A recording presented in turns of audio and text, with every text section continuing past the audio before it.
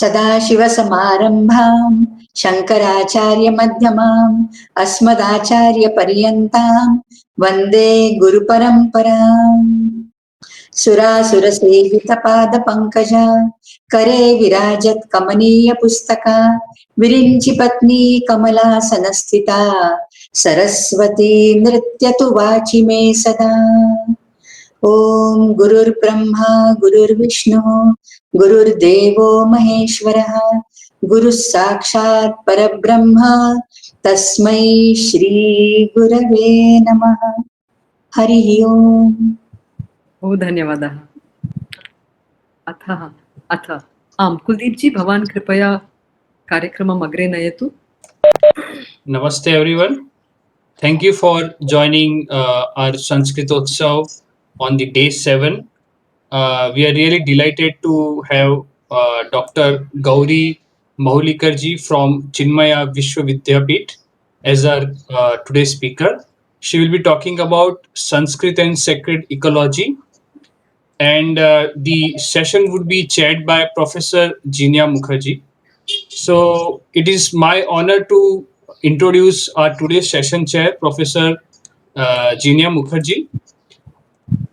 Professor Jinya Mukherjee is Assistant Professor of the Department of Humanities and Social Sciences at IIT Kharagpur. She specializes in environmental humanities. She is investigating 5 large-scale international projects funded by the European Union, AHRC, UK, and SHRC Canada, focusing on coastal livelihood dynamics. She has published 2 books, 17 journal articles, 14 book chapters, 4 project reports, 5 op-ed articles, 3 book reviews, and 3 conference proceedings in last 5 years. She is the member of 5-member global committee and the only Indian representative for the Asian Society for Environmental History. Dr. Mukherjee has received prestigious awards including the Australian Leadership Award Fellowship, Nippon Foundation Fellowship, and the UNESCO World Social Science Fellowship. She was conferred the most prestigious fellowship in the Environment Humanities by the Rachel Carson Center for Environment and Society, Germany, to write her book Blue Infrastructure, which was published by Springer Nature. Last week, she has received the Institute Faculty Excellence Award from IIT Kharagpur for her outstanding research and teaching performance. So it's a very recent achievement that she was awarded by IIT Kharagpur, and we all should congratulate her before she takes over the session. And I'll just lay down some rules for the session, that if any participant has a question, then they can type in the chat box, or there is a question answer tab right at the bottom right corner of your screen. So during the talk, if you have a question, you please keep on typing. Once the talk gets over, the questions would be taken based on the priorities. So over to you, Dr. Jinya Mukherjee, to please take the session forward. Thank you. Thank you, Kuldeep ji, for the kind words and for introducing me. And first of all, I would like to offer my heartfelt thanks and sincere gratitude to the Center of Excellence in the Knowledge System, IIT Kharagpur. And I'm extremely honored, and really I find myself to be blessed to be here with Professor Gauri Mahulikar ma'am. And because I really was going through some of her works, and first of all, to introduce her, I think most of us already know her. She is a renowned, very leading educationist, and also a very renowned scholar in Sanskrit tradition. She's a polyglot. She knows a lot of Indian languages, and she's from Karnataka. And apart from English and Sanskrit, several other regional languages also, she knows. And of course, she has produced this vast corpus of Sanskrit scholarship, looking into the intersections between ecology, cosmic realities, the connections between the microcosmic and macrocosmic world order, as it is reflected in Indic or South Asian ancient traditions.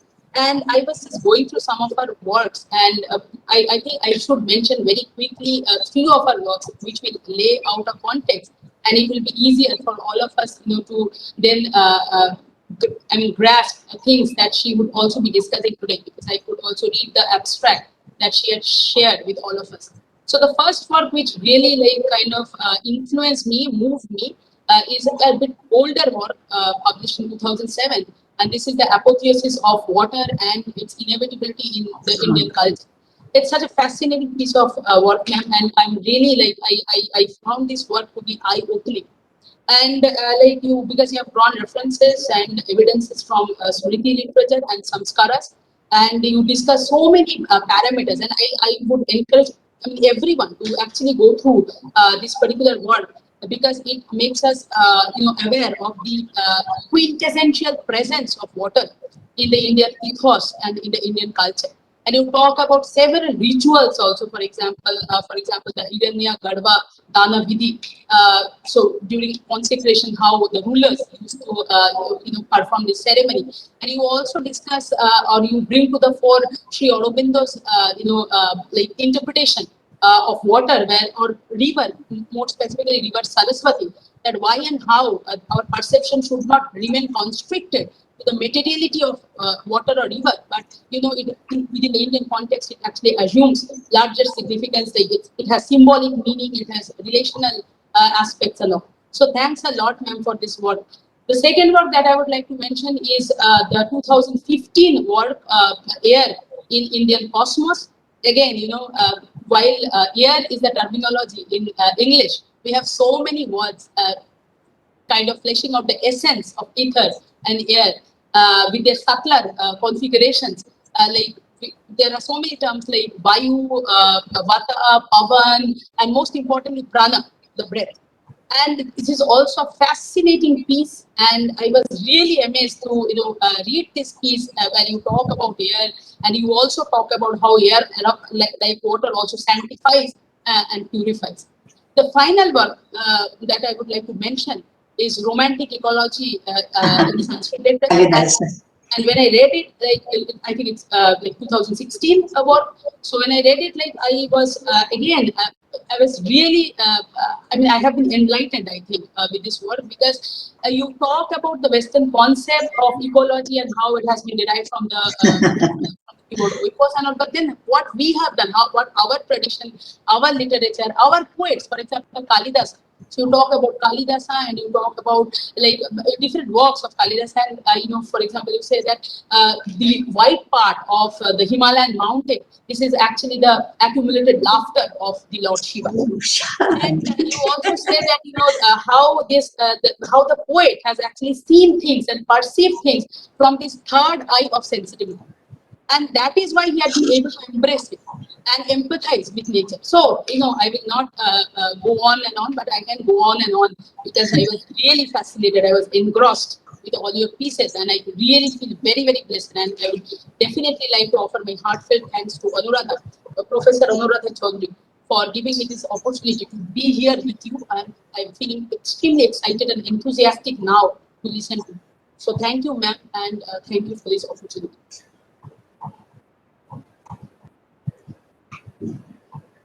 Shall I? Yes, please, Doctor.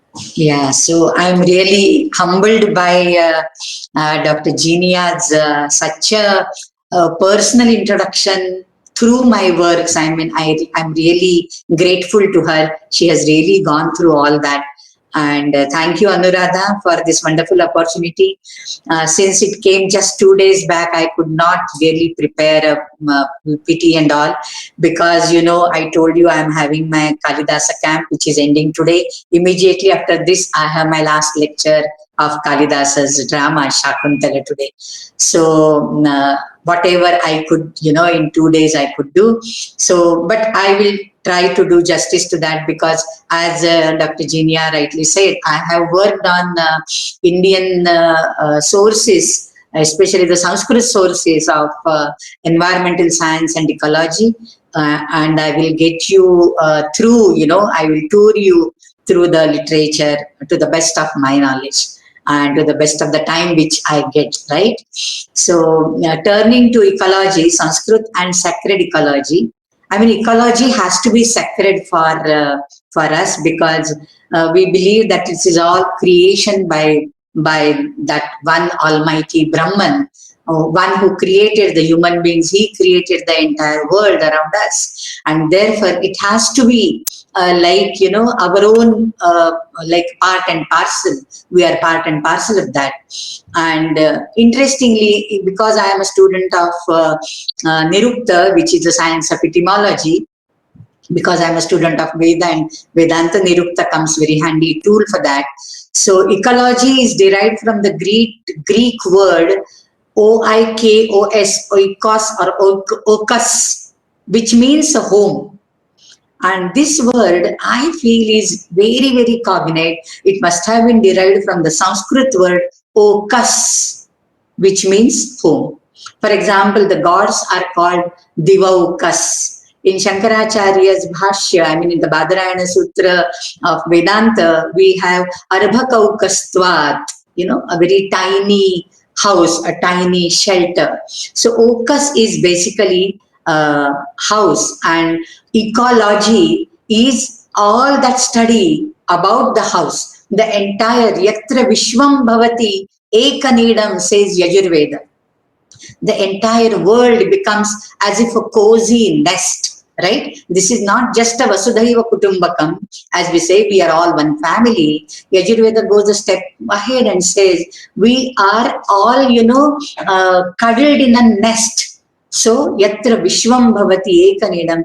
So, this is basically the science of the home and the beings, the inhabitants of the home, and therefore all of us, the what you can say, the entire the flora and fauna, they are all our own extensions, and therefore there has to be a harmonious relation between us. So I would try to have my this today's talk in 4 particular points which are related to this. Number 1 will be the traditional indigenous ecological knowledge which we gather from the Sanskrit literature, right from the Vedas. Then environmental awareness.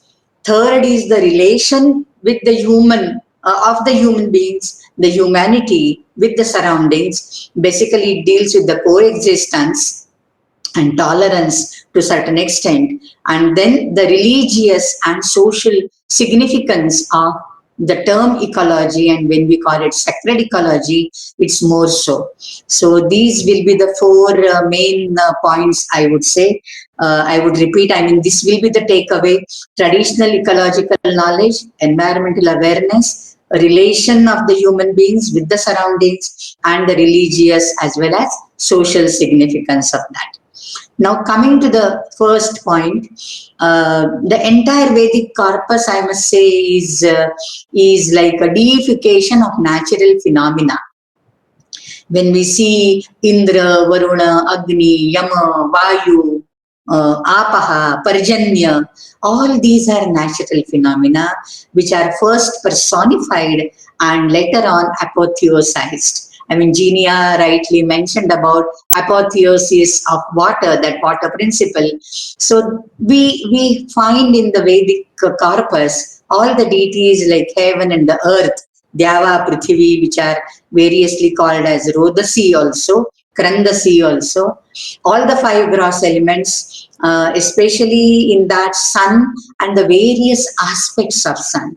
Sun is not just one, like, you know, Tejo goal, as we can say.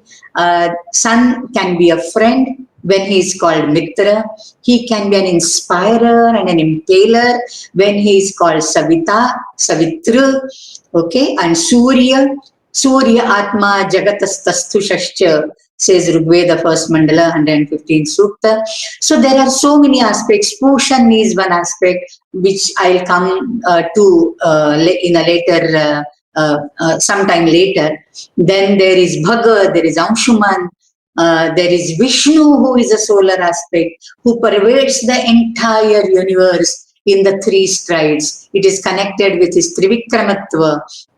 And that Trivikramatva is nothing but, you know, like the sunrise, sun at its peak, and sunset, or it could be the 3 worlds, the terrestrial, the atmospheric, and the celestial world, the light principle, the Teja Tattva in the three lokas, the Triloka.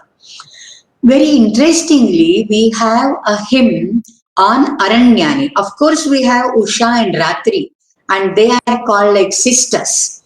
Usha Sa Nakta. There are what you can say Dvandva Devata, dual divinities. Usha and Nakta. Nakta is Ratri, and Ratri. What a famous richa. I don't quote the richa. I don't remember it now, but the description is she is a beautiful lady and she is weaving a garment. It's dark in color and she is doing some embroidery with stars. So the entire starlit night is like a dark cloth spread on which there has been embroidery of these little stars. What a fantastic, lofty idea, and to see it the cosmos, in such a wonderful way. One interesting hymn which I found is of Aranyani, which is a forest deity. It comes somewhere in the 10th mandala, not the earlier mandalas. 10th mandala it comes. So this is like a glorification of the forest deity. We have the Sylvan deity being praised in Kalidasa's literature as well. But then this is like, somebody's calling.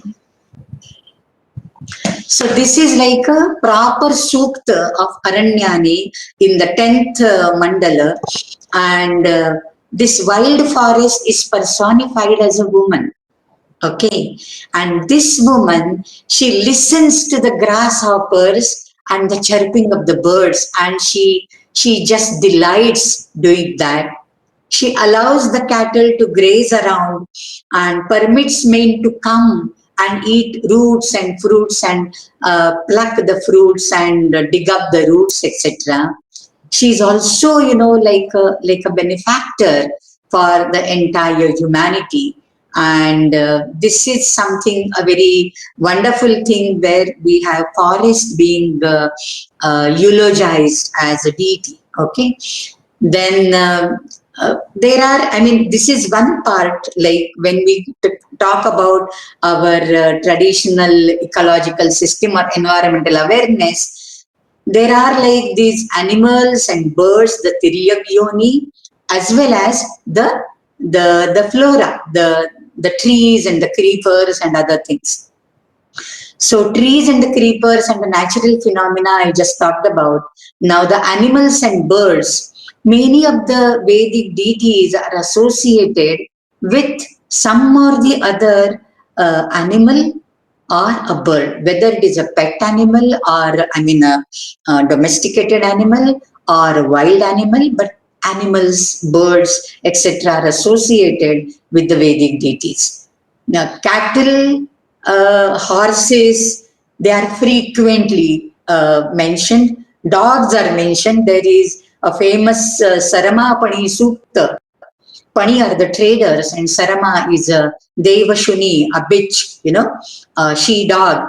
And there is a Samvada Sukta dialogue hymn in the Rig Veda in the 10th mandala. Of course, there are two dogs of Yama, the hounds of Yama, a very ferocious description. They have 4 eyes and all that, such description also comes in the Yama Suktas, etc. There are other hoofed animals like donkeys, wolves, tigers and camels, etc. And the birds like cock is there, Paravata, pigeon is there. In fact, Paravata happens to be the ambassador, the emissary of Niriti, the goddess of which brings in calamities, Niriti. She rules the Nairitya direction, by the way. And of course, there is eagle and the hawk. Sheno Madhu Ajabhara.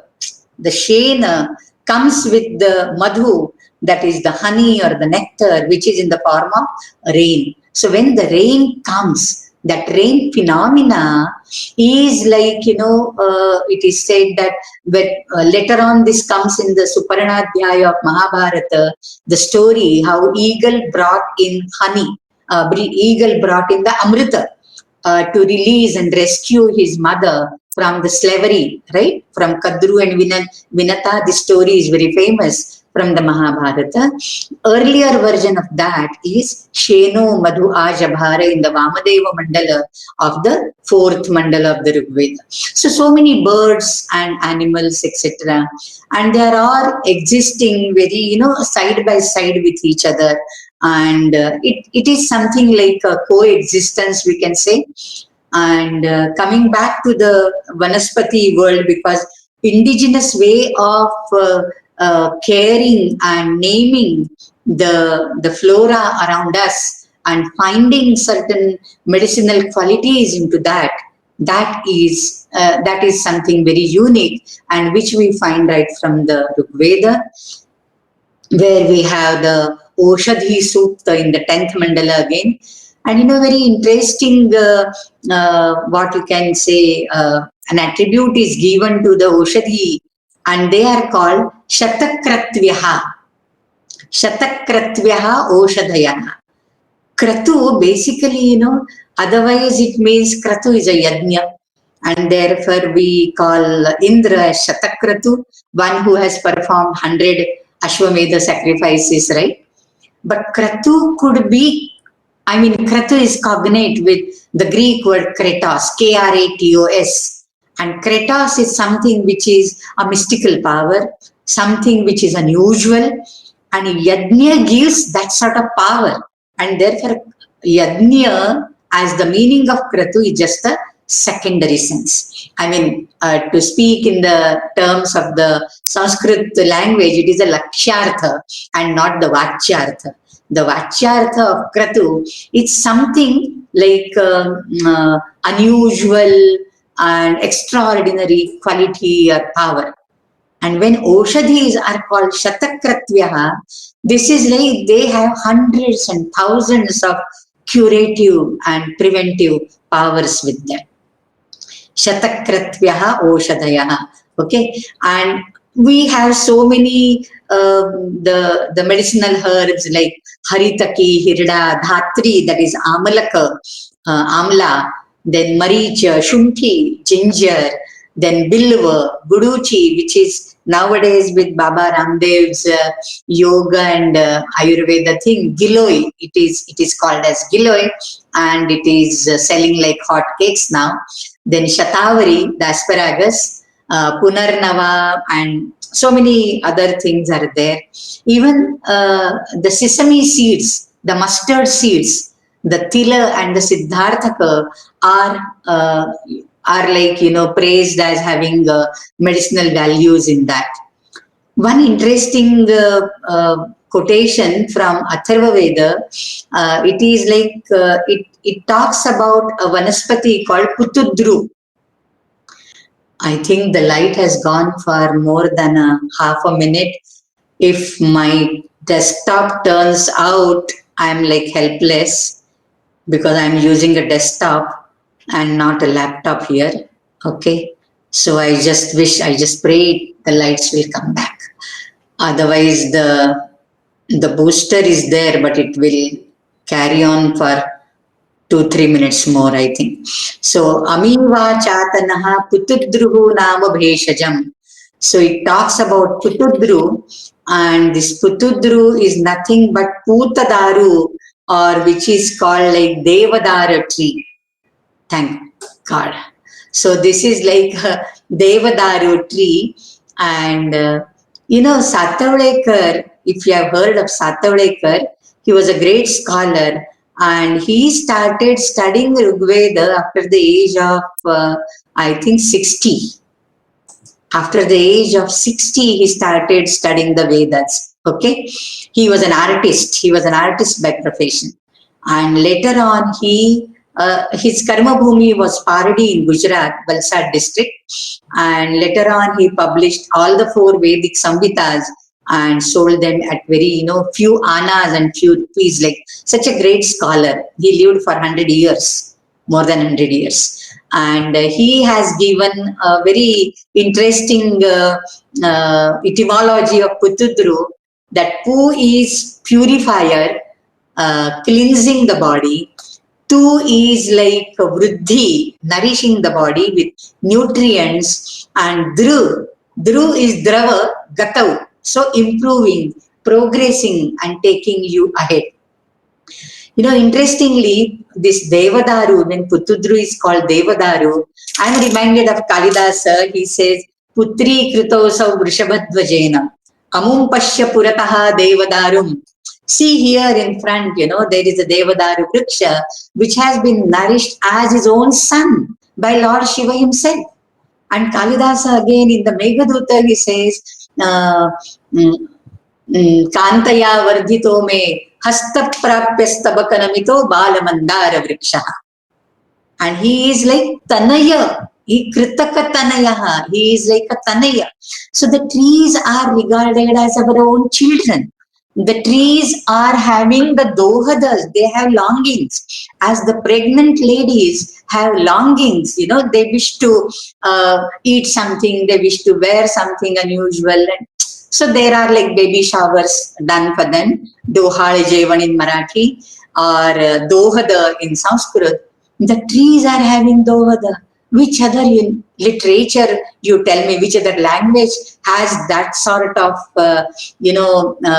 adhyaropa, superimposition of human emotions on the surrounding, on the trees. So, very interestingly, I'm reminded, I'm again, because I'm doing Kalidasa dramas, of course, not Meghaduta, but still I'm remembering Meghaduta, like Ashoka Vriksha is there and the Bakula Vriksha is there, and Bakula blossoms Sidhu Gandusha Sekar. When a beautiful lady, you know, just spills over a mouthful of wine at the roots of the Bakula blossoms. Yeah. And just see the color and the fragrance of Bakula. Isn't it enchanting? And the color, the golden yellow color. The golden yellow, whenever it, even if it turns brown when it is dried, the fragrance is not lost. Vimaradda Surabhi Bakula Avalika Kalu Aham, says Bakula Avalika in Malavika Agnimitram, again Kalidasa. So such a, you know, very close human like relations are there for the trees as well in Sanskrit literature. Again, coming back to the therapies, very indigenous therapies are there, and they are like, from everything of the tree, the roots, the twak, that is the bark of the tree, then the branches, the leaves, the fruits, the flowers, and ultimately the seed. Everything is used as a medicine in Ayurveda. It is not that Nastyanaushadham Moolam. There is not a single root which doesn't have a medicinal property.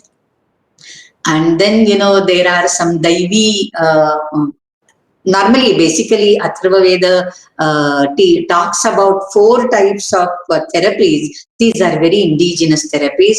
One is Manushyaja, which Manushya gathers from the herbs around, medicinal herbs around, makes syrups, kwatha, or powders, or gutika, etc. from that, or just gives, bath, medicinal bath, like neem leaves are boiled in the water, and that bath is given after the measles and some such epidemics and all that. And then, so this is Manushyaja.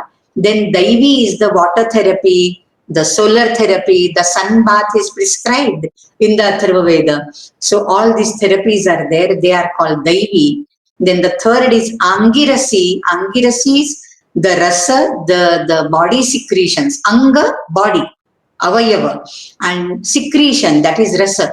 So Angirasi is maybe the saliva or the urine.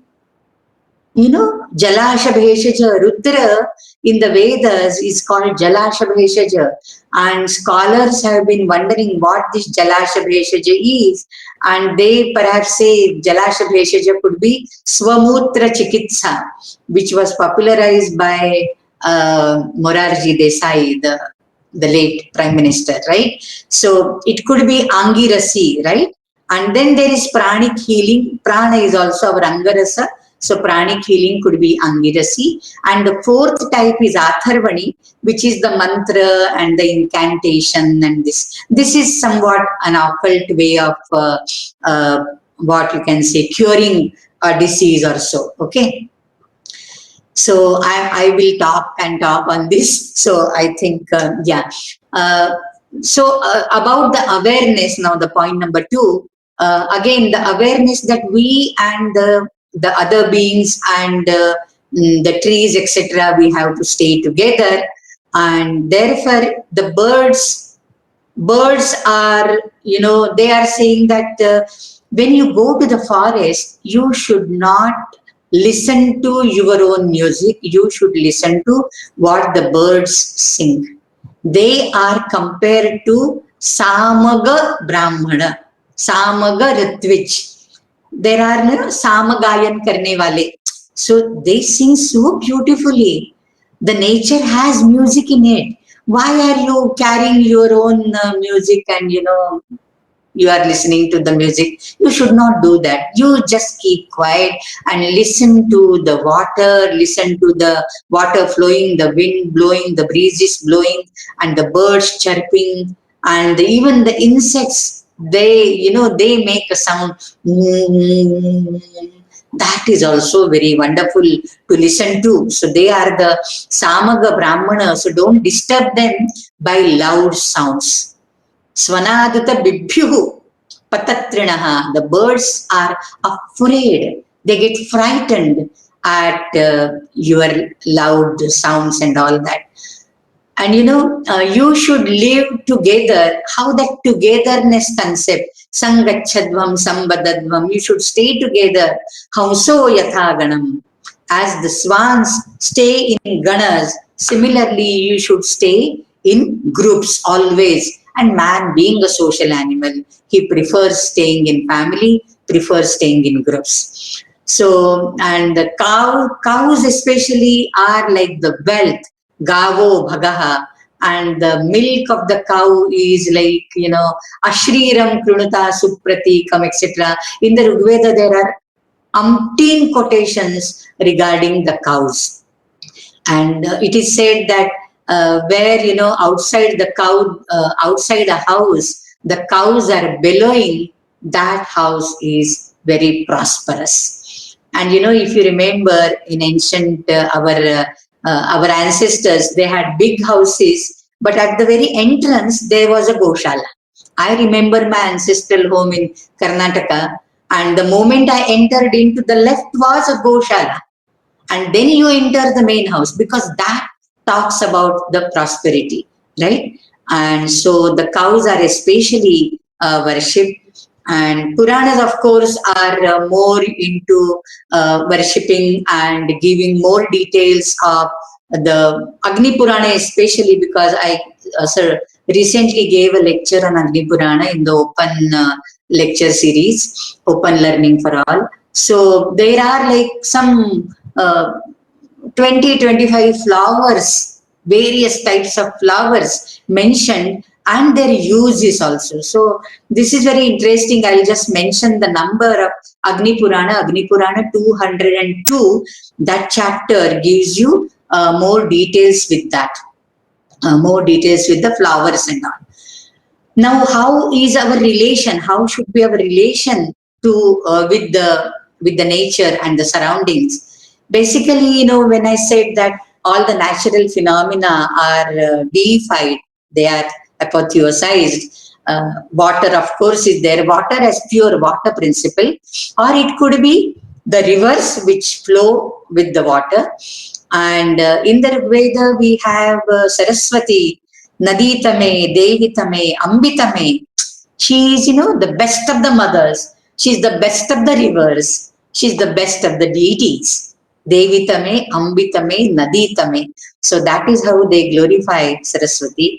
And because they are sacred, because they are regarded as they are regarded as gods and goddesses, we should not pollute the water and the air. Never. So that water pollution, how we can prevent? There are clear-cut Dharma Shastra rules right from Manusmriti and the Puranas. Nagnaha na snayadapsu mutrapurishadi na karyat. You should not take bath in the rivers without clothes. Nagno na snayat. And apsu mutrapurishadi na kuryat. Mutrapurisha, don't discard the waste, your body waste, into the water. That pollutes water. And therefore, even in the rivers or in the Nadi Snana or Samudra Snana, whenever people do, they do it sachaila with clothes on. They don't use soap. They use only the soil there, matti se snan karte hain. They don't use soap, no chemicals, because water gets polluted. And this is not only for as the awareness of pollution, because when a common man is to be trained and is to be educated, it has to be rooted through religion. It has to be rooted through dharmikata. And therefore they say, no, there are deities governing these phenomena, and therefore there is a river deity, Nadi Devata. Almost, all the temples, all the rivers, we have a temple of the Devata there. In Haridwar, we have Ganga temple. When I go to Satara, Karad, I see there Krishna Mai's Deul, Krishna Mai's temple. Narmada, we have Narmada Parikrama and Narmada being praised and being worshipped. Goda Maya. So all these are our Maya. They are all our mothers. So we should take utmost care of all these rivers. And taking care means not harming them in any possible way. Okay. And in fact, Ayurveda, which is again an alternative therapy, we can say, which should have been the main therapy in India at least, but we call it alternative anyhow. So our entire body is made up of the Vata, Kapha and Pitta. So Vata is air element, Kapha is water element, and Pitta is fire element. So our entire body is made up of that. And therefore we have to take care of these principles and seek, to have a balance in the three dosha. These are the three doshas or the three humors, okay? And in that relation now, in the coexistence, whenever a Vedic Sukta is there, normally every Vedic seer would ask the deity to favor not only him and his family members, his wife and his children, Shanno Dvipade Sham Chatushpade. Let there be Sham, let there be welfare on the bipeds and the quadrupeds. Quadrupeds, the cattle folk, the horses, those who have 4 feet, right? So Shanno Dvipade Sham Chatushpade is a very, very famous Shanti mantra. And when we talk of Shanti mantra, Om Bhadram Karne Vishnuyama, etc., Bhadram Pashyema Akshabhirya Jatraha.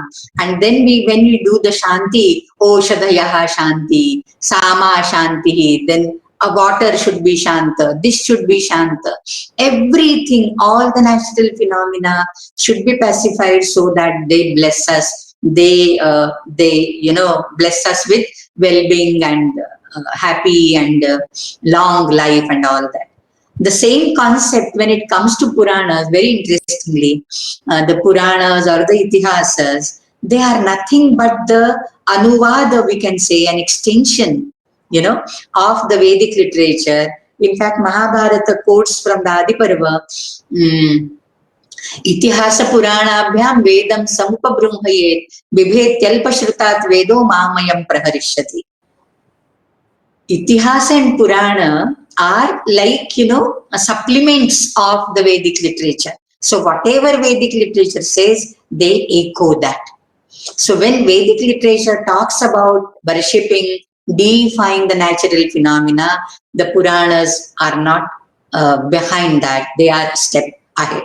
They have prescribed Panchamahayajnas. Panchamahayajna for every householder.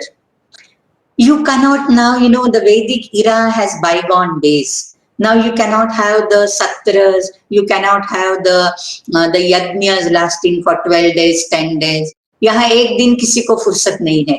So how can you do that, right? So the Puranas and the Itihasa, the Dharma Shastra, the Manusmriti, etc., they have prescribed Pancha Mahayajnas, and one of the Mahayajna is Bhuta Yajna.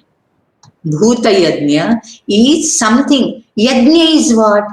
Yajna, again, we have a very concept. Sometimes it is a misgiving that yajna is you kindle fire and offer ghee into that and vest that ghee and everything into the fire. That is yajna. Yajna is not that. Yajna is dravya, devata, tyaga, trisutri of yajna.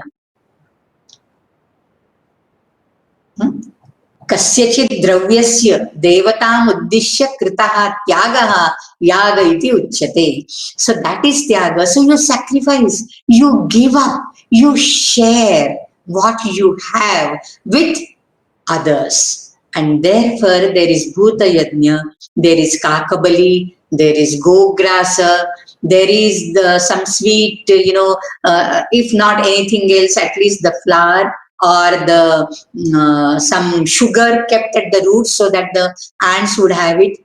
This has been percolated in the Kollam or the Rangavali. Kollam especially, it is done with the rice flour. It is not the mineral powder of Rangoli. It is done with the rice flour, so that next day morning it is not there. Where has it gone? One thing is, because of the rains and the winds and all, it has been blown off. But the other thing is the ants are fed on that. So this is a type of Bhuta Yajna. I would say Kollam is nothing but a type of Bhuta Yajna. So these Puranas go to the extent of that and give you the Bhuta Yajna, etc. And we have the text, as we have the Ayurveda for human beings, we have the Ayurveda for the Vrukshas. There is Rishi Parashara's Vrukshayurveda. There is Palakapya's Hastyayurveda. Then Nakula's Ashwayurveda. So many Ayurvedas are there. So Ayurveda not only to take care of the human body, but the bodies of these beasts, these animals on whom we are dependent to a certain extent. And so this is very wonderful. And in the post-Vedic era, we definitely have the Vishnu's incarnations. If you see, 5 of them, Vishnu's incarnations, Matsya, Kurma, Varaha, Narasimha, right? These 4 are dealing with the animals. Matsya, Kurma, Varaha, Narasimha. And then you see Vishnu rides an eagle. He is Garuda Vahana, Lakshmi is Garuda Vahana, Shiva is Go Vahana, Vrisha Vahana. So all these animals also, there is Shashti Devi, Satvi, and she rides a cat. Shashti rides a cat. Our Durga mounts on a tiger and lion, and she kills a Mahisha, the evil force of Ahankara spiritually, or evil force which, Mahishasura Mardini is connected with the agricultural deity also. That's another topic altogether. But then, so Mahisha Mardini. So there are all these animals, I feel, it's not I feel, scholars have stated, therefore I say it, that they are all the zoomorphs of the deity itself. And therefore, along with Vishnu, Garuda is also worshipped. Along with Devi, the tiger is also worshipped. In Mumbai, I have my house near National Park. Okay. And when I used to go to National Park, once I went deeper, not to that lion safari, the usual round, I just went deeper. There are all the tribals staying there. And they have a deity, Vyagreshwari. Vyagreshwari is the deity. In the lion, there are lion safari and tiger safari, and the tigers and the cheetahs come outside in the locality. My building, National Park View 1, our compound wall is common with the National Park. So close, right? So I saw there, interestingly, the temple of a tiger. The tigers attack the tribals, but the tribals will never kill the tiger. The tribals will never kill the tiger because it is their deity. And it is the deity of the Vana who is a Vyagreshwari, who is Vyagravahana. In Bengal, the tigers are not killed because they are like sacred. They are regarded as very sacred. Now, similarly for Shiva and all that, so this is a very wonderful thing, their vahanas, their mounts, of different deities. And now coming to the last point, because I will have to conclude soon. I have another lecture at 7 o'clock. I have to join there 6:45. So there are like Pashu Vidya also. So many people knew the language of the birds and the beasts. In the Chandogya Upanishad, for example, there is a story of Pravahana Jaivali, a king, and once he heard the two swans talking amongst themselves, and they said that, oh, this Jaivali feels that he knows everything, but he doesn't know the Brahma Vidya. And then Pravahana Jaivali, he said, no, I don't know. I don't have the spiritual knowledge. I must seek a guru for that. Right? And then he went in search for that Raikva. If that story somebody knows, Raikva under the cart. So that is the story, Pravahana Jaivali. Arthashastra Kautilya, he refers to many such vidyas. And he says, especially in his Gudha Purushadhikarana, okay, the spies, they should know languages of different people, different birds. I mean, these birds are speaking. Sometimes, my grandmother used to tell us stories in Kannada, and the halli, the lizard, the house lizard, that sound, that is also, she speaks something. And that knowledge also could be deciphered. So some such funny stories she used to tell. I just have that reminiscences of some childhood memories, So this Pravahana Jaivali story, language of the swans. And interestingly, there is the frogs, Frogs have also very special importance. In the Rigveda, in the 7th Mandala, Vasishtha Mandala, there is Manduka Sukta. Manduka Sukta. The frogs are like, their croaking of the Mandukas is likened with the Veda Pathana of the Brahmanas. Nobody understands anything. So that is like that. But then, even today, if there is no rainfall, the rain gets delayed.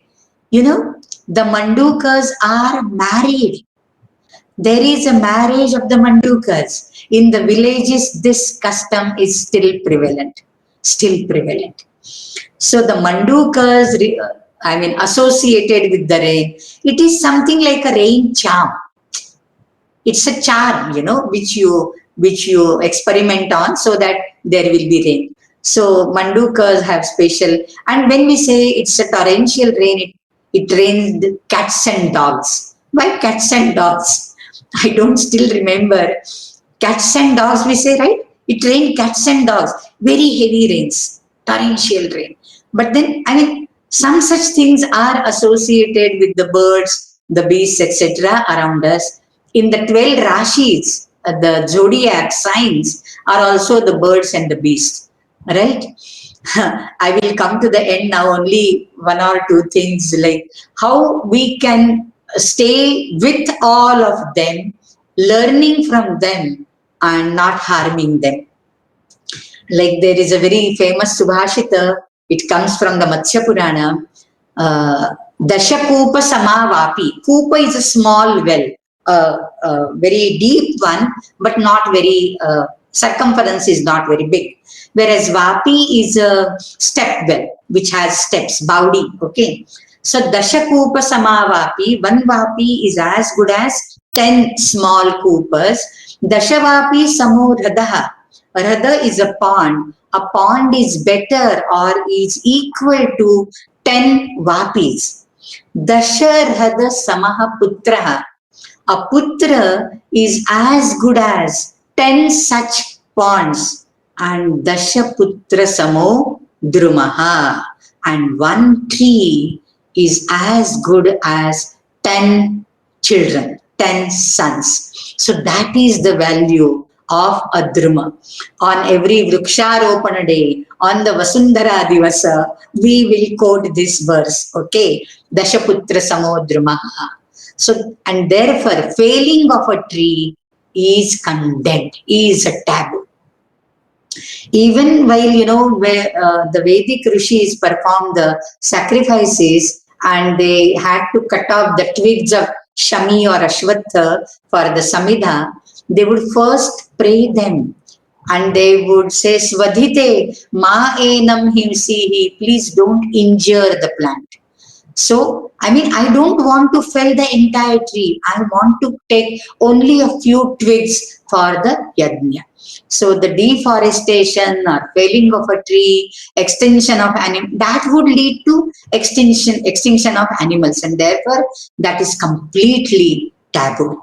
Okay, and there are like certain things which we can take from the animals around us. For example, donkey is always condemned, right? Donkey, he is like a donkey. We say donkey work, I am doing the donkey work and she is doing the brain work, like that. But from donkey, there are three things to be learned. One is sthita prajnatva. Okay. I mean, you should be balanced in whatever circumstances you are facing. So that's sthita prajnatva you have to learn. Carrying the load without minding the heat or the cold, that is another thing. And being happy always, whatever the master gives or whatever the master doesn't give you. Trini Shikshechya Gardabhat. This comes in, I think, Panchatantra or something.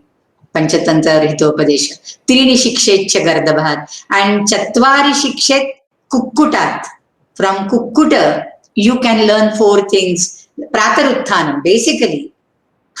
Rise up early, wake up early in the morning. And awake everybody else around, right? So wake up early to bed, early to rise makes one healthy, wealthy, wise. So Prataruthanam, then taking care of the wife and children. He is perfect family person. See the cock going and the hen and the chicken following them, following the cock, right? Perfect family picture. Is it not? Perfect family portrait. And then Yuddha, cockfights, Yuddha. And Swayamakramya Bhuktam, you yourself earn your own food. Don't depend on anybody else. Don't depend on anybody else. So this is like learning from the beings around us. One more thing learning is, you can learn from the Shatpada, the insects and especially the bees, the Brahmaras, how they go to each flower and collect, or even the honeybee, they collect to each flower the honey for the sake of people, not for themselves. Similarly, one should be collecting kshanashaha kanashaschaiva vidyamartham cha sadhaye. One should collect bit by bit, piece by piece, knowledge, though in fragments, from whatever source is available to you. So that is the thing from Shatpadat, Shikshet. So all these are, like, it is not only that we are obliging them, we are favoring them. We are learning so many things from them. And therefore it is essential to stay along with them. So that is the coexistence lesson. And I think I'll come to the end of this now. Traditionally also, there have been some forests which are called Devavana. The vanas placed, reserved for the gods. Now we are having Devrai or Devabag. Devrai we call in Marathi, or Devbag we call. So these are the things, reserved for the gods. There are Abhayaranyas now, tiger reserves. And you should not kill a tiger, in certain places. So many tiger reserves are there in India. I remember one reference while teaching Rajatarangini, a famous, very famous king, Lalitaditya. We are not taught this history at all, unfortunately. Lalitaditya was such a glorious king, and he had taken out a GR, so to say, government rule, a GR, that there are certain ponds where fishing is not allowed. When I went to US, I saw such boards, fishing is not allowed. So this is like a preservation. Live and let live. Live and let live. That should be the mantra of environment and ecology. I will end with one small quote from Atharva Veda, Bhumi Sukta, very, very my favorite Sukta, Bhumi Suktam, Mata Bhumihi Putroham Prithivyaha. Earth is my mother and I am her child. And so whatever a child will do for the sake of mother, he should be doing, right? And that's what we all human beings should be doing, because this earth is our mother.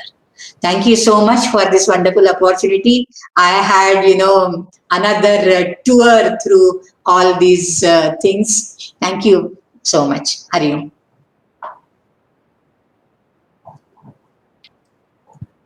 Hemata, we are very blessed that you shared all these ideas with us, and extremely grateful. I think throughout this week, we've had different contexts of Sanskrit and different knowledge traditions. And the more we listen to it, the more the hunger to know increases. Yeah. So all of There these are so many references, really. It's all filled with that. Kalidasa is, I referred only one or two times. Otherwise, the entire Shakuntala is there. She's a nature child, Shakuntala herself. And when she goes to her husband's house, how the Mayuras, they stop dancing, and even the Sylvan deities, the creepers shed the ripened leaves, and they are as if shedding tears. And Udgalita Garbha Kavalaha Mrigaha Parityakta Nartanaha Mayuraha. What a beautiful description. And also the fact that when she's leaving, Kashyapa is asking the trees that please allow her to go. Yeah. It's almost like the Sarvairanudnyayatam. Seyam Yadi Shakuntala Patigraham.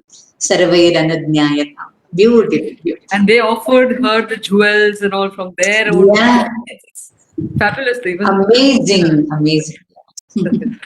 Adbhutam. So I would like to request Professor Jinia Mukherjee to kindly share her thoughts on the talk. And then also we'll take a few questions. We are conscious that you'll have to stop by 6:30 at the latest. Yeah. Otherwise, we've been really taking advantage of the generosity of speakers and going on for a while. But yes, we hope that you will come back and do something for us at IIT Kharagpur also. So I request Professor Jinia Mukherjee to please share her thoughts. Yes, ma'am, first of all, thanks a lot. Of course, we knew that this session would be like that. So, I think like this session and the title of the topic and the topic itself is so very important for all of us. Ecological humanities or environmental humanities is such an important domain now. It is an emerging domain, and I think South Asians really have a role to play in this. And like when I say South Asia, I also mean the large temporal chunk, the pre-colonial period, which unfortunately the knowledge is there, but when we talk about environmental history or when we talk about other environmental disciplines like political ecology and all, to a great extent, most of the ecological researchers unfortunately are trained by Western theories and Western perspectives. I'm not saying that these perspectives are problematic, but sometimes these perspectives, of course, are a little bit problematic because they detach us from our own roots. So I think an interesting discussion was going on in the chat box here, and I didn't see that.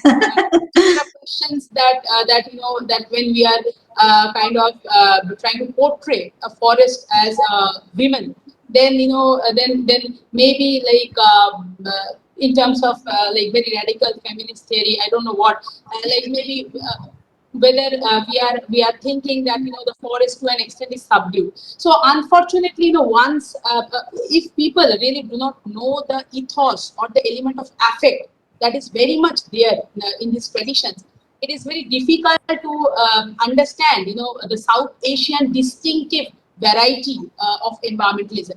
And ma'am, you would be very happy to know that I think very two small,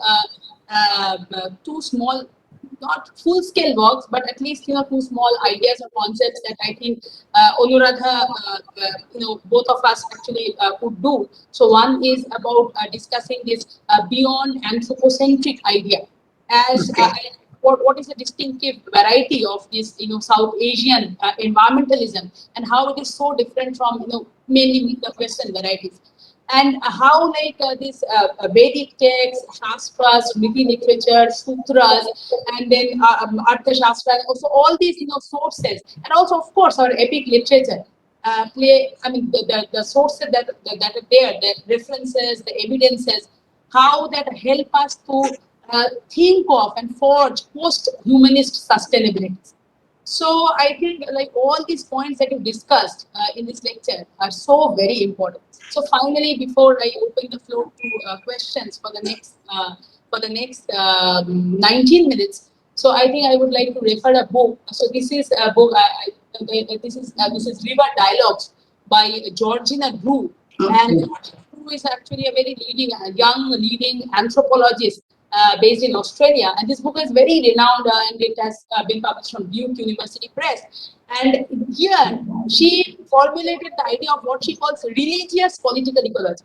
Mhm. Like here, if this is River Dialogues, and this is Hindu faith and the political ecology of dams on the sacred Ganges.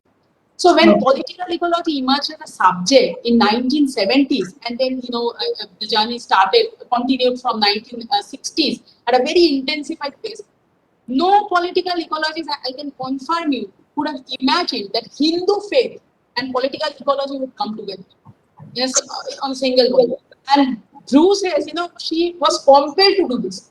It happened, it evolved because she was trying to study the social movements, against construction of dams on the upper stretch of the Ganga River. And she said that when the women were coming together to protect the Ganga, Mother Ganga, so it was absolutely, River Ganga was their mother.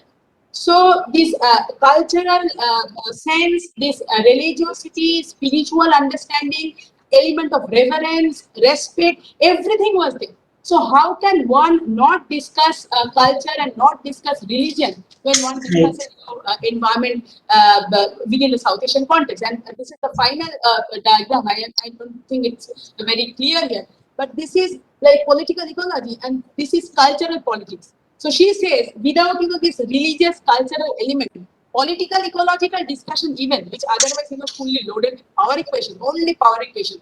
So even political ecological discussions will be absolutely incomplete if we don't discuss religion, we don't discuss affect, we don't discuss the Indian ethos when we discuss ecology. So thanks, ma'am, once again, and very much. I personally would love to be in touch with you, and I Sure. would consider, myself fortunate if I am allowed to be in touch with you and learn a lot from you uh, in the due course. Thank you. Thank you.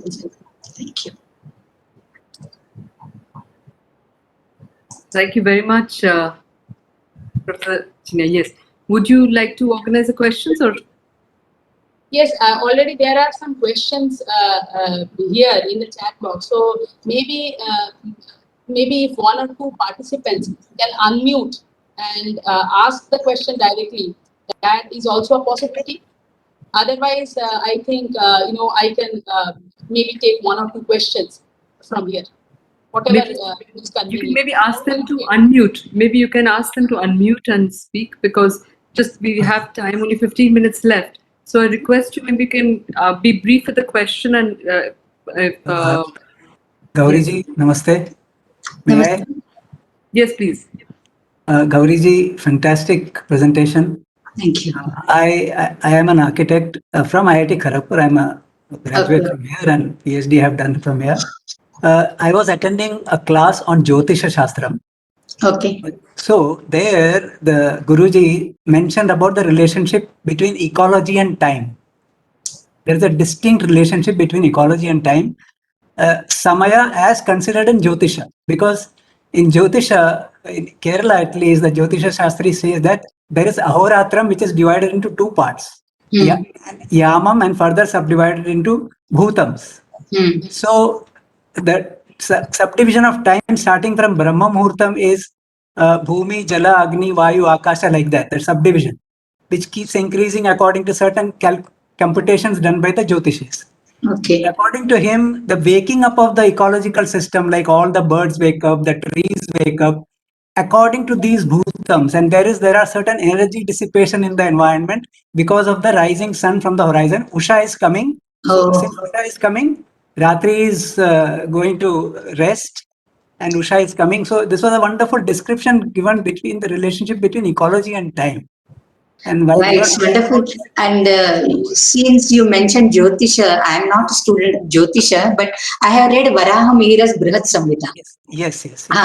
And he is a Jyotishi as well. I mean, he's an astrologer. So he has given so many points, like how to find water also. That is also the subterranean water, Bhugarbha Jala, where we can find water. Such things also he has given, and how through the birds' voices you can get certain indications, the directions also and the indications also. So he has given so many things regarding all this in Brihat Samhita. So the Jyotishi was saying is that there is a distinct relationship between time and ecology. Yeah.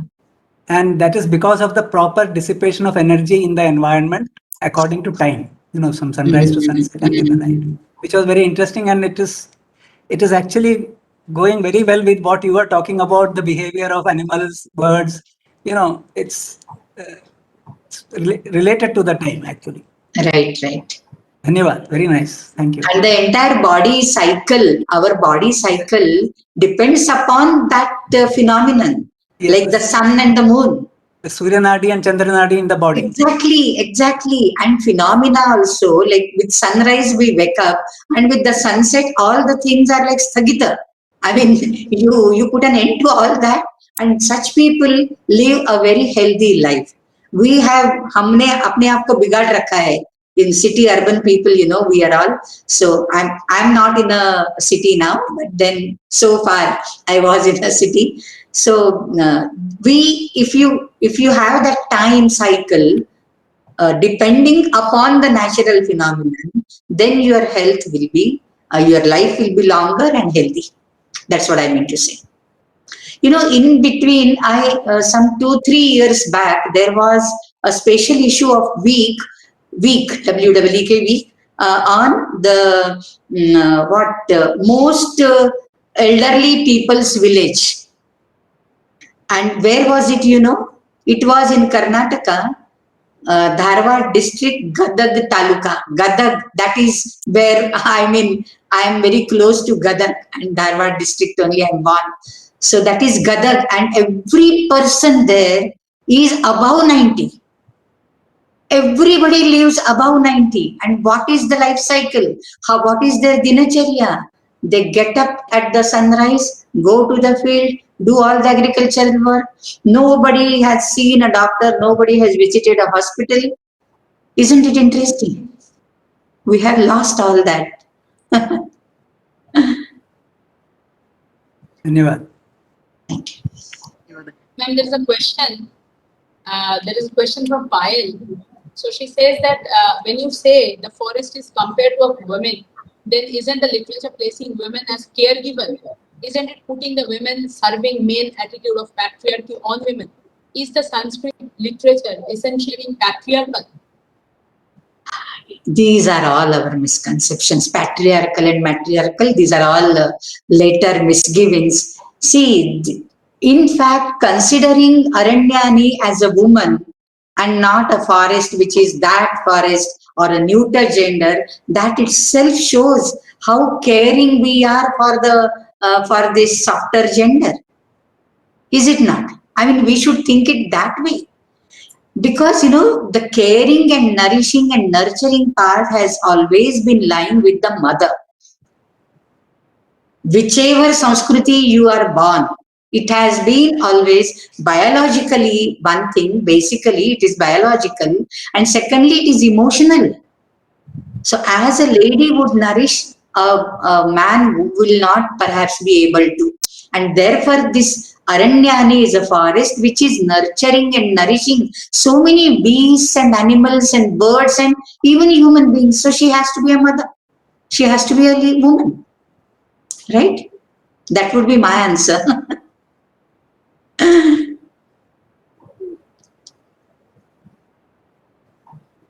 Can we have one last question? Ginny, would you, Professor Mukherjee, would you like to take a last question? Ma'am, there's an interesting question from Nilanjana Ghosh, and she's asking that sacred is usually considered or sacred is usually concerned with border meaning boundary or border.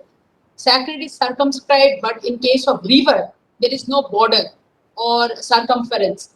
What is your take on this? There is no border for river.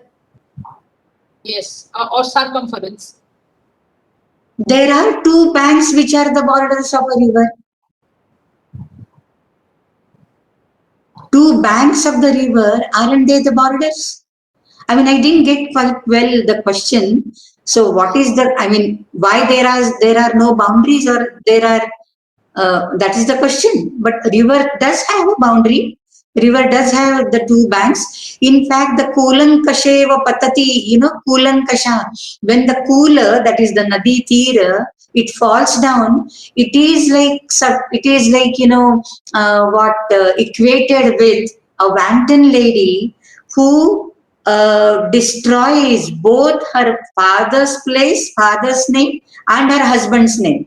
Kulankasheva Sindhu, where it comes, Bharavis Kiratarjuniya. Kulankasheva Sindhu. Sindhu is a river. So a bad lady or a wanton lady, a Vyabhicharini Stri, she herself is doomed and taking along with her both her tatters. And what are both the tatters, both banks? One is the maternal house, one is the husband's house. So there is a tatter, there is a Nadi tatter. Karya Saikata, what is that? Karya Saikata Leena Hamsa Mithuna Sroto Vaha Malini. Malini river and two banks, the sandy banks of the river, Then in Bhagavata Purana, we have the sandy banks of Yamuna, where Krishna had the Rasa Krida with the gopis. So there are boundaries. Yes, maybe it would have been good if she could have unmuted herself and explained it. Yeah, but anyway. Yes. Nilanjan, are you there?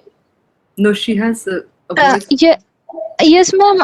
My problem has been cured, and my question is more about the flow of the river, because the river flows from one place and one direction to another, and there is I mean, my ma'am in class has told me once that rivers could be compared with our blood vessels of a body that is through all of our body.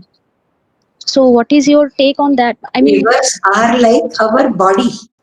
Body, not body, the blood vessels of Blood body. vessels, because they are directed to one goal, right? As the blood from our blood vessels reaches the heart similarly. Do you mean to say that? No, ma'am. They are mainly the carrier of the oxygen or the prana. So they enlivens our body and energizes. Rivers are energizers. Maybe I will add something here. Okay.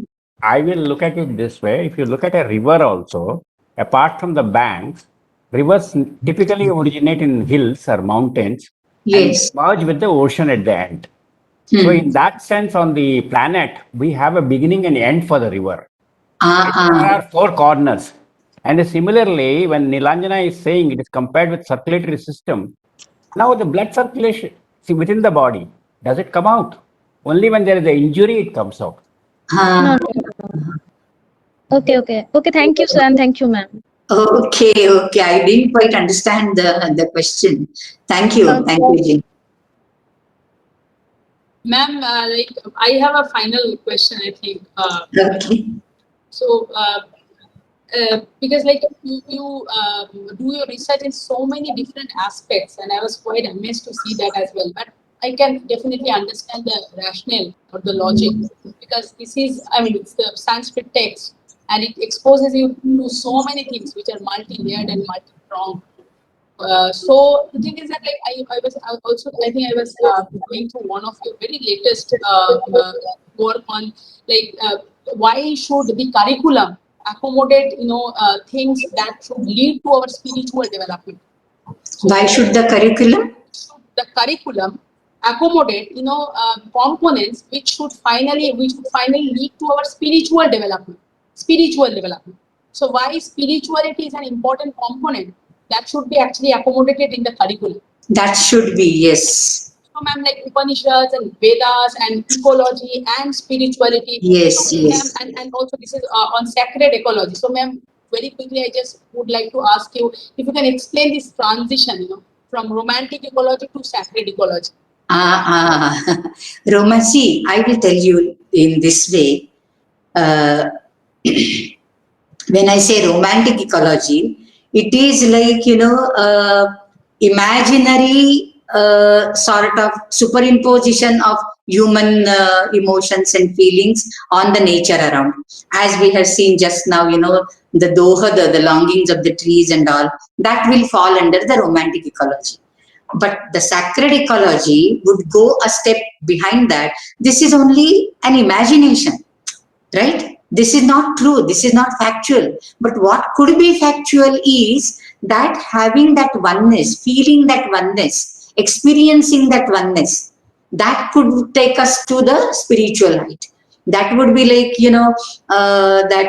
what I said just now, Syona Santu Girayaha, Syona Santu Girayaha Sindhavascha, something like that.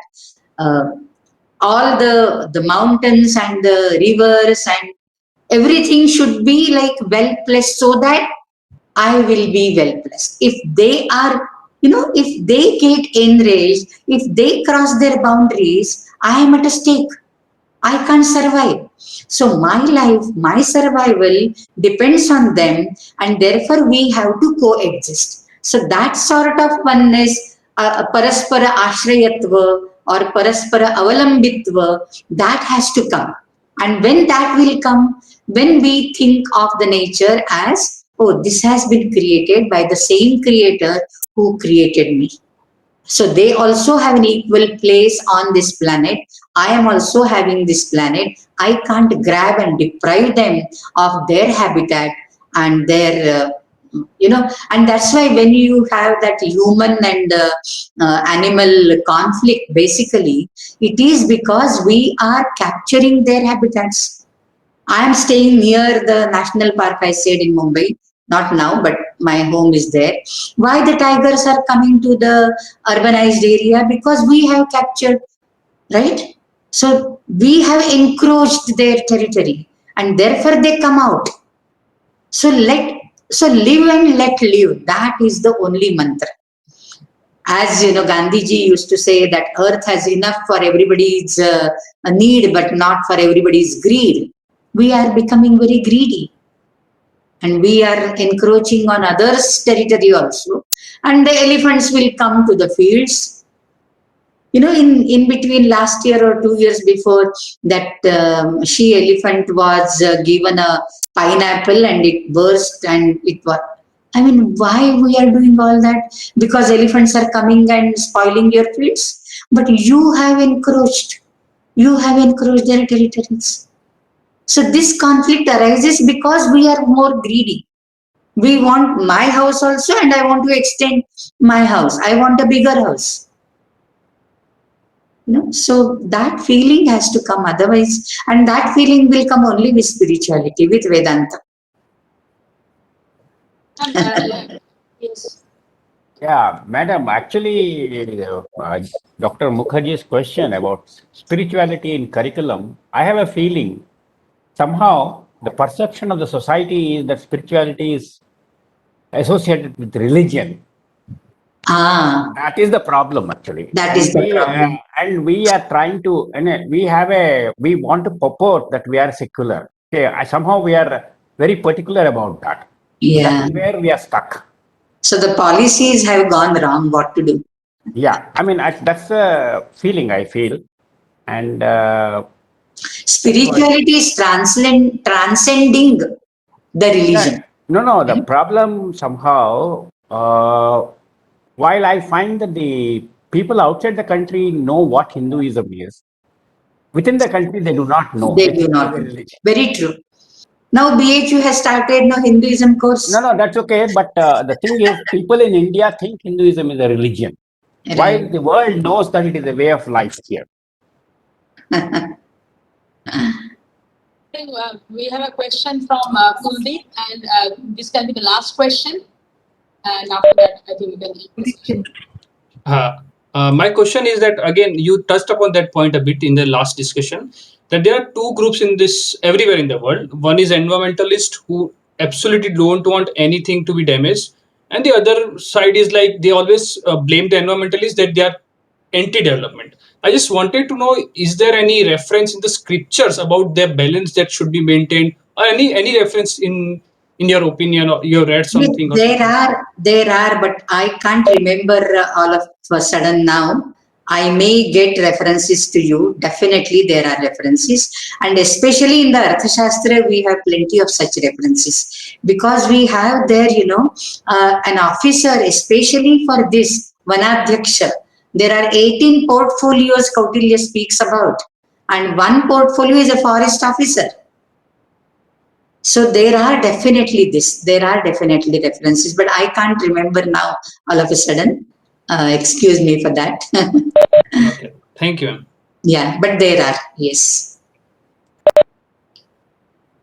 अस्तु मा so thank you very much बहु धन्यवादाः वयं सर्वे अपि बहु अनुगृहीताः स्म भवत्याः प्रवचनेन तर्हि इदानीम् I would just like to request Professor Jinia Mukherjee to kindly give her final remarks and then request you to share your closing remarks as well.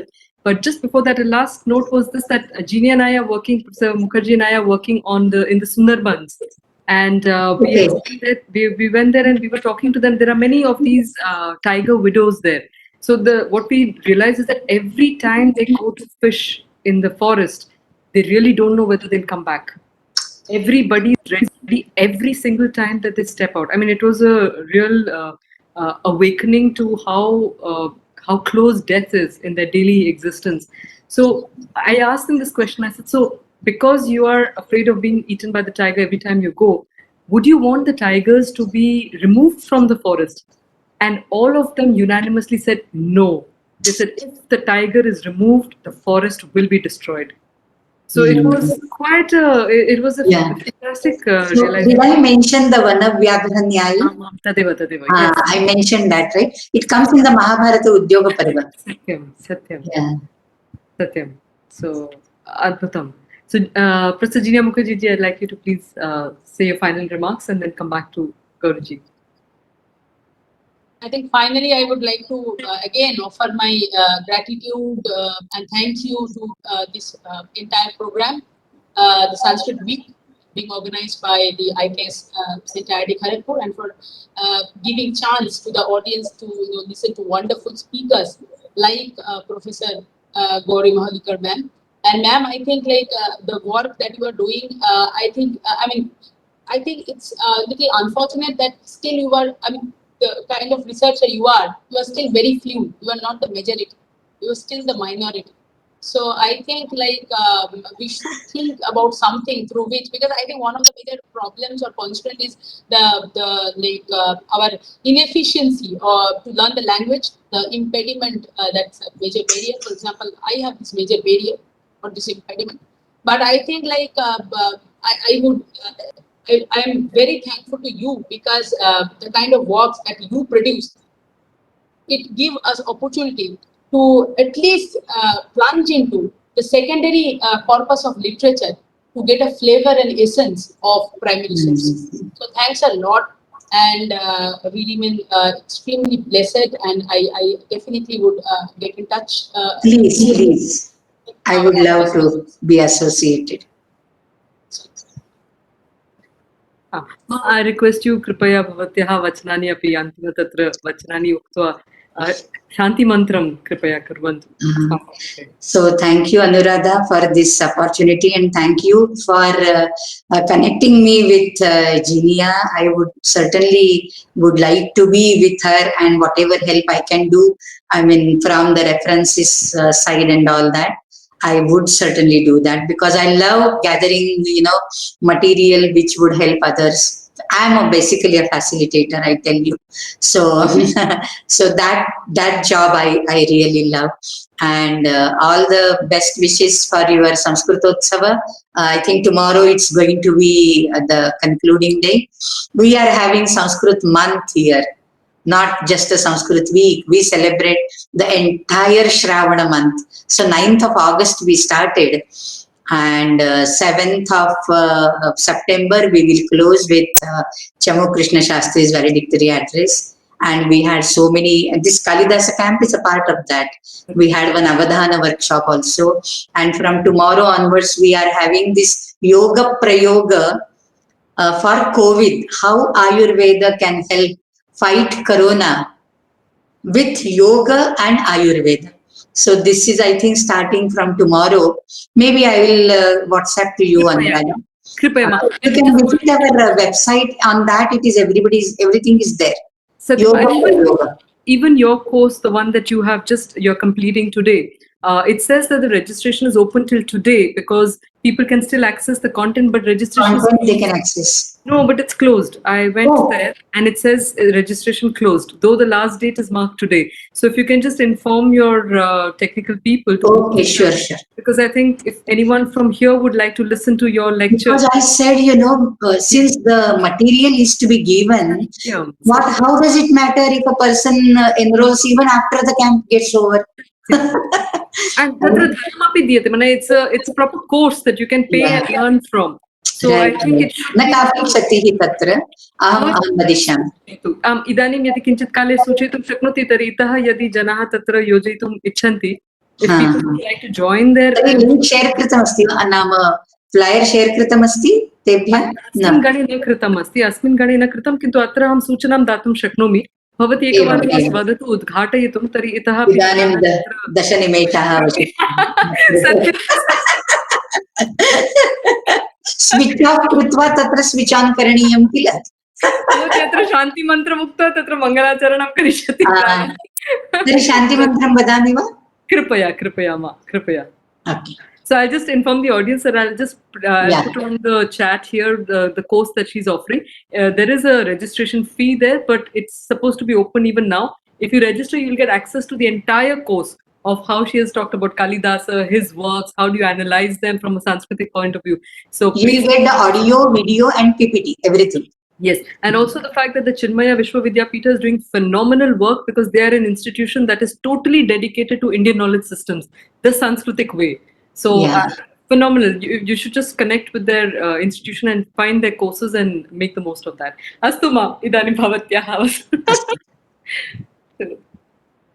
सर्वेत्र सुखिनः सन्तु, सर्वे सन्तु निरामयाः, सर्वे भद्राणि पश्यन्तु, मा कश्चित् दुःखभाग् भवेत्. ॐ असतो मा सद्गमय, तमसो मा ज्योतिर्गमय, मृत्योर्मा अमृतङ्गमय. ॐ पूर्णमदः पूर्णमिदं पूर्णात् पूर्णमुदच्यते, पूर्णस्य पूर्णमादाय पूर्णमेवावशिष्यते. ॐ शान्ति शान्ति शान्तिः. हरिः ॐ श्री गुरुभ्यो नमः. हरिः ॐ. लोकाः समस्ता सुखिनो भवन्तु. हरि ओम. Hari Om. All that I did was, when the screen is shown, on the top, who is sharing will be shown. And that there is a cross button. I picked that and closed this screen. So, Mahoday, bahut dhanyawad. I didn't realize anybody could do it because then you can shut off anybody anytime. But before we close, so Gauri Ma has, I think, left, understandably so. I'd just like to make a few announcements before we close the session. So tomorrow we have our panel discussion, a panel of very eminent scholars, very, very eminent scholars. It's starting at 6:30 and it'll go on till 8 o'clock, 8-ish on Indian stretchable time, but we'll try and close it around 8 o'clock. So please, we will be having our director sir again in the beginning. And then we have Professor Ramasubramaniam, who will be chairing the session. He's a professor of Indian Sciences at IIT Bombay. And we have some very eminent scholars, like I said. We've got Professor Satyavrata Shastriji, who's in his 90s, and he's done extensive work in Southeast Asia to understand about the different kinds of Ramayanas that have been there. I mean, he's an absolute genius of a person in terms as a scholar. And then we have Professor Subhash Kak, who doesn't need an introduction, but who's done exemplary work in trying to highlight the contribution of Indian sciences and their counterpoints in the Western scientific knowledge systems. And then again, we have got Sri Chamukrishna Shastriji, another person who needs no introduction, has been one of those pillars, foundational pillars of the entire Speak Sanskrit movement in India, in Bharatam, and now across the world. And then we have another panelist, Professor Anil Kumar Gaurishetty ji, who's from this organization called Samarpanam, which is an organization that I'm also part of. It's an organization of young faculty members across premium institutes. It need not be only young, but as of now, that happens to be the age group. But it's an invitation to become part of this group that is keen on promoting Sanskrit, and Sanskrit knowledge systems is what we are saying, like directly from the Sanskrit knowledge traditions. And we will have Professor Joy Sen, the chairperson of the Center of Excellence for Indian Knowledge Systems, and Professor Somesh Kumar, who is the advisor for the center. But we also have a very special guest tomorrow. It's His Excellency David Puig ji, who's the ambassador of the Dominican Republic. And he contacted me recently saying that he wants to promote Sanskrit in his nation. So I said, we would love to know why you are interested to do so. So tomorrow's topic is entirely about the future of Sanskrit across the globe, in India and across the globe. So please participate, please share this information with others who could benefit from this sharing of these experts, and look forward to seeing you. And extremely grateful that you also adjusted your time and made yourselves available to join the session today now. So Bahu Dhanyawada, and Bahu Dhanyawada to Professor Jinia Mukherjee ji also for having chaired the session brilliantly with very good insights and also preparation in terms of connecting with the speaker's works. And also thank you very much, and your own work is also fascinating. So thank you very much for joining us and doing this for us. Thank you very much. So, Bahu Dhanyawada to everybody, and Shubha Ratri, Susayam Shubha Ratri, and Shuha Punar Milamaha, Sardha Shadvadane. Namaste.